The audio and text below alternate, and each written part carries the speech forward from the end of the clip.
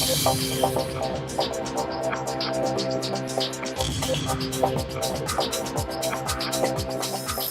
is the website, and again, because we're not taking questions after each presenter, please enter in your questions on this website, and then at our listening panel, we will answer those questions.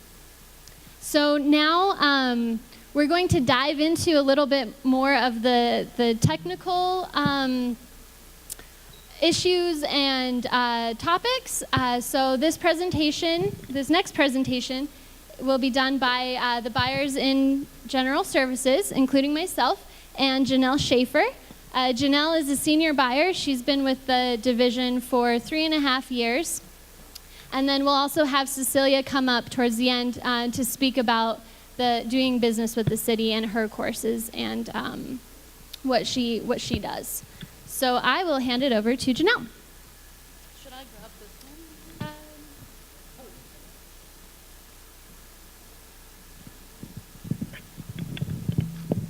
Hi, everyone. Morning. How's everybody doing? Good. So when Paige and I were strategizing what to talk about today, we talked a lot about the do's, what we wanted in our presentation. And we kind of kept missing each other. We couldn't sync up. And it made us realize all the things that get lost in translation. It's easy to look at the law or a set of rules and indicate how you should do something, but there's a lot of gray area that's in between. And that kind of inspired us, and we said, you know what, maybe what we should be talking about where we could add a little bit of value is the things that are in that in-between. The myths, basically. The miscommunications or misunderstandings that perpetuate about our department or how you do business with our department. And so, to move on with that, myth number 1, everything is an RFP. As you can see, we have our typical government employee. You've come and you are asking about the status of your RFP, and they say, actually, it's an informal bid. And it's more like a metaphor for you forget when you work in an industry that the jargon and the terms are very particular to it. And they're not easy to decipher. And so we love to speak in acronyms. As you can see, these are many of our acronyms.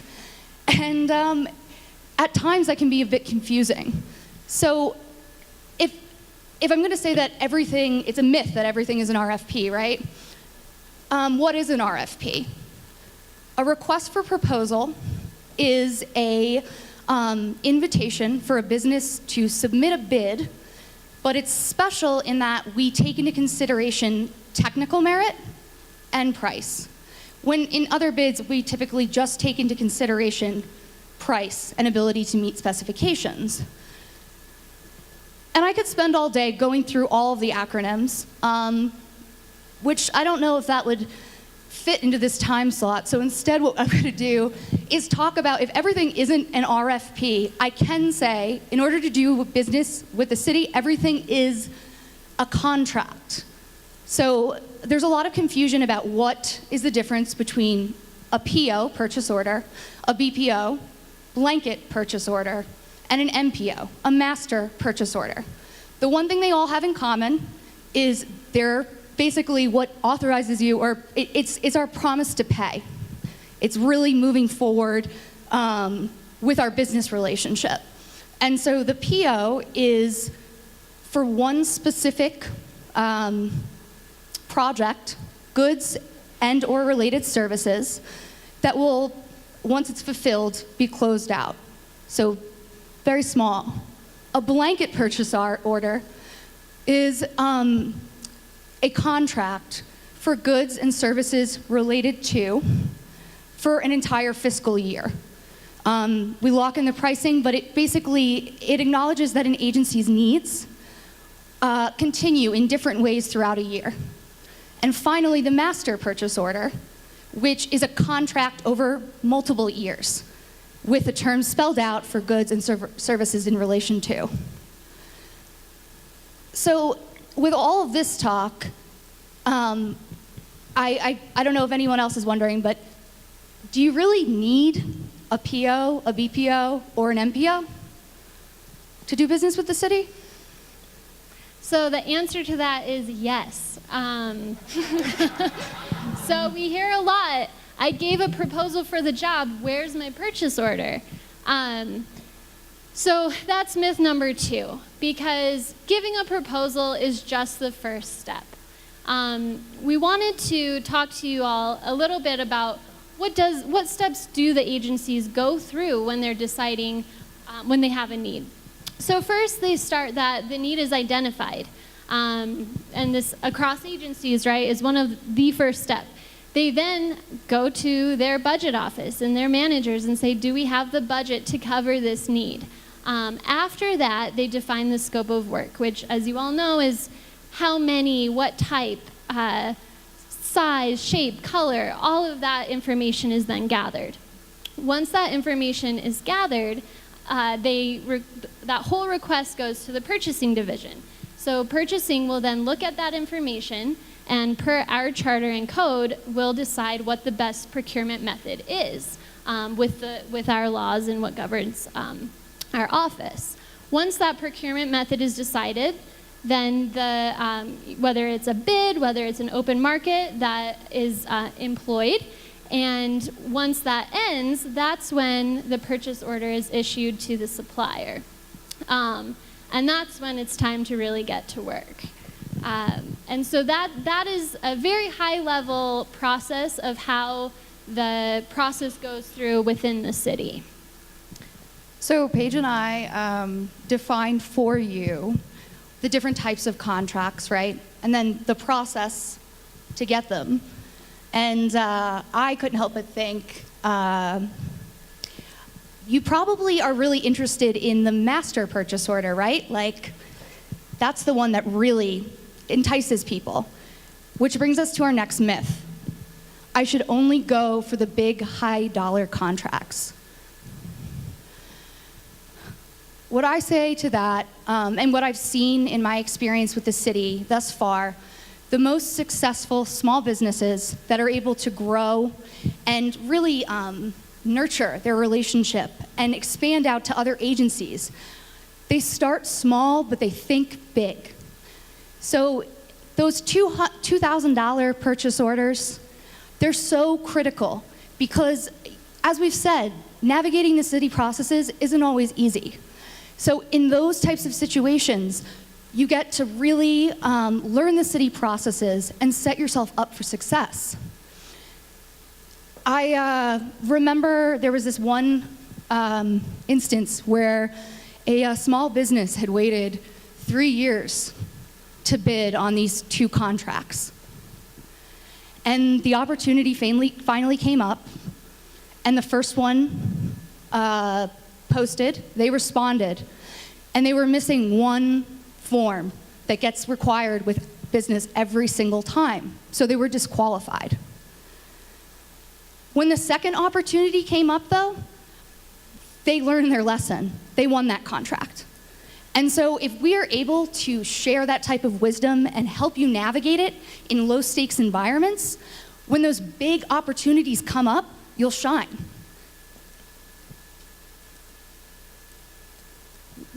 And? Yep. So, sorry. once you have finally been awarded that purchase order, from everything you have just learned, from failing, from forgetting to submit something, that's when we all feel successful, right? I have the PO, I'm done, I've succeeded. But this is actually a myth, because once you get that PO, that's the first step of the journey. As you've heard us talk a lot about partnerships and working with each other, it's a two-way street. So once you get that PO, now's the time to really prove yourself, prove your business, prove your skill set, and it's a time to start connecting with the agency, with your end users, so that they start building a trust in you as well. So, you know, with customer service, with showing that you care, with doing the right thing, with making sure the PO is not only fulfilled, but that it's done above and beyond. And so this is really where we like to talk about the small business community in particular has a ton of great advantages. That is customer service and caring about your relationships and building partnerships and being able to be innovative. And that's what we like to see from you. And that helps the end customer really be able to work with you so that it's not just this one job, it's the next job and the next. And you're helping define scopes of work and really helping us improve again. So basically, we know you have value. We want you to show your value. And just remember, the work never stops. And as Janelle talked about earlier, start small, think big. All of these small purchase orders, needs, services, that builds a really great foundation. And once you have that foundation, you're going to continue to grow with the city and establish relationships not just with the one end user that you started with, but other end users, because everybody talks to each other. So that's something that we really want to emphasize with you all is, the work never stops, and don't quit, because we have all faced times when it's just so much. There's so much paperwork, there's so many things to do, but as long as you keep moving forward, keep reaching out, keep asking questions, then eventually you'll get to a day where you've realized, yes, I have succeeded. I'm so glad I went to that event that one day or called back that end user to talk about a question they had. So with that, we're down to our final myth, which is if I ask questions, people will think I'm not capable. We decided that this myth was so bad we did not want it on the screen because from shovels to software, we are here to support you. No question is too obvious. No question is too small. We want to make sure that we're engaging. As we said, we want to make sure you're asking questions, that you're marketing yourselves, your company, your products, even yourself. And that's where we're really excited for the afternoon portion today so that you can get that face-to-face time. And to close, I know all of these words are really positive, but you're probably wondering well, does that work? Can we apply these principles and will our business grow with the city? And so I wanted to share with you one particular success story. 2 years ago, I sat down with a woman-owned business, and she was looking for opportunities. And I kind of laid out the landscape in her commodity area and what was going on. Those first 6 months, she didn't bring in a single purchase order. And I think it was really defeating for her because she was trying so hard.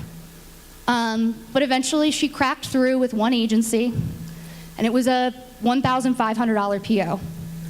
And then that agency told another agency about their great experience with this vendor and how they provided the best customer service and attention, and they'd work with them again over and over again.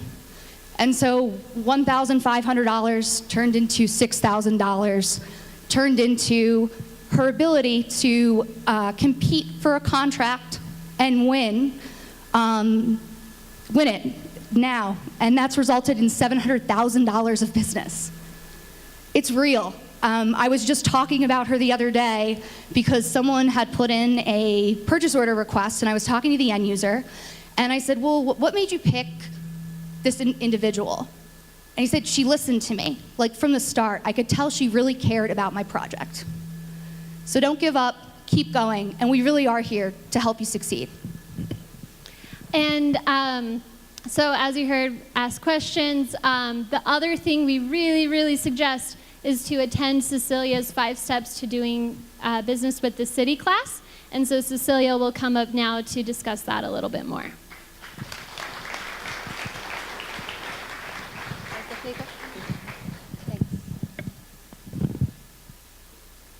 Let me go over here. That light is too strong for me. Good morning. Earlier, we already know about how many certified companies we have here, but let me backtrack. Let me introduce myself. Cecilia Rivas Sherman and I work at the General Services Purchasing Division, and my job is to be the liaison between purchasing and you, the business community. So that's my entire job, and I really like it. I really like working with businesses, so this is a pleasure of a job. So we know about approximately how many certified companies we have. By show of hands, how many of you have bid on a city project? How many of you have won? And how about certified companies? How many of you have won a city contract? Great, okay, a couple of you.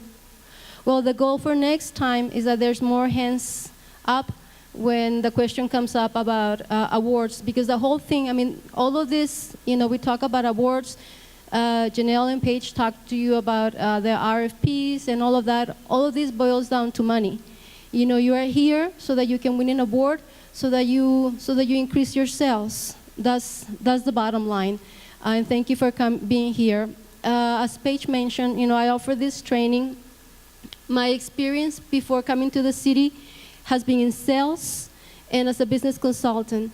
As a salesperson, I sold to the government, and as a business consultant, I develop strategies so that my clients will be successful in selling to the government. And you know, I've been successful in both. And so when I got this position, I started thinking of what would have helped me when I was on the other side. When I just saw this big building or just these big websites or just all of these things, and I don't know where to go. I don't even know whom to call. And so that was part of how this program developed. And also when I started this position, which is about 2.5 years ago, I met with a lot of business owners, and I would ask them, you're certified, not won an award, or not certified, but you wanna get a piece of the pie. And constantly I got the same answer: we don't know where to start. The city's intimidating, and we just don't know where to go. And this was the foundation for the 5 steps for doing business with the city. It's a 2-hour training. It's the first Wednesday of every month, and the training changes continuously, because sometimes I have goods and service companies, sometimes professional, sometimes construction. So the trainings cover some basic grounds, and after that it's really tailored to you. Those 3 segments, that's how the city classifies things: goods and services, professional, or construction. Each one of them is solicited in a different way, and different agencies buy for that, also at different thresholds. And so that's one of the main things you will get after attending the training. You would have a more defined agency list so that you can build your target list. That's one of the things that made me very successful as a salesperson. Normally I would talk to everybody, and then from there I just would choose a couple few, because I don't have time to sell to everybody. And so I would select a couple of people that I would concentrate, and that's where my success came from. You know, we all have limited resources. So the whole year is already laid out on the website, and you have it there. You go to the calendar tab and you can register. The next thing, another thing that talking to the business community, time is of the essence, and knowledge is of the essence. This is a solicitation update that I do on a weekly basis. And on the top part is the same thing that you see on BidNet. That is where purchasing posts all of their solicitations. So that is available. But the bottom part, the upcoming, you can only get that from purchasing, because we're the only ones who know what is coming up. And so that one gives you some lead time. You can see, okay, something is coming up in my area. And one of the things is that some of the solicitations, when they come to purchasing, they are already pretty well established, and so from the upcoming to the new, it might be 2 weeks, it might be a month. There's some other ones that are more complicated, or there might be a change in between, and that might take months. So we really cannot tell you how long it will take to go from upcoming to current. However, if you see something there that is of interest to you, let me know, and I will try to get as much information from you. And let me just backtrack on the 5 steps. After you've taken the training, I'm more than happy to sit down with you and do a more targeted meeting where we can talk specifically about the things that will benefit you and which agencies I believe will be most beneficial to you, so that you really spend your time making money and not trying to get to the money and not a lot of turning around. My job is to help you, guide you through the city. Your job is to be ready and to go after the opportunities that are a good match for you. This, like I mentioned, is updated every week. And these are the 3 ways that you can receive it. This form upstairs, we're going to have several purchasing tables. All of them is going to have the latest update, which I did last Thursday. And on the top right-hand side, you will have the link. So you put the link.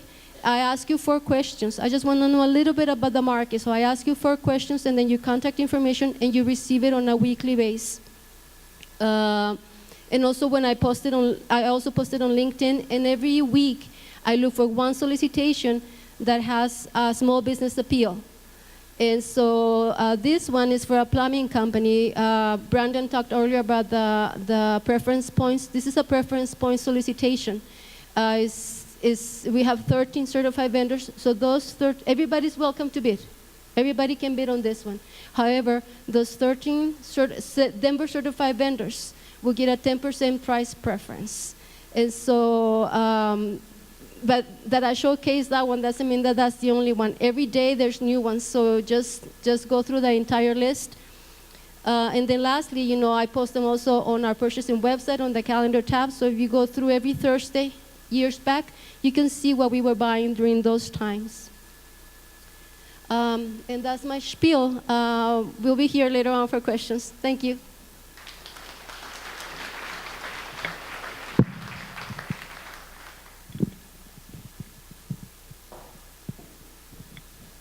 All right.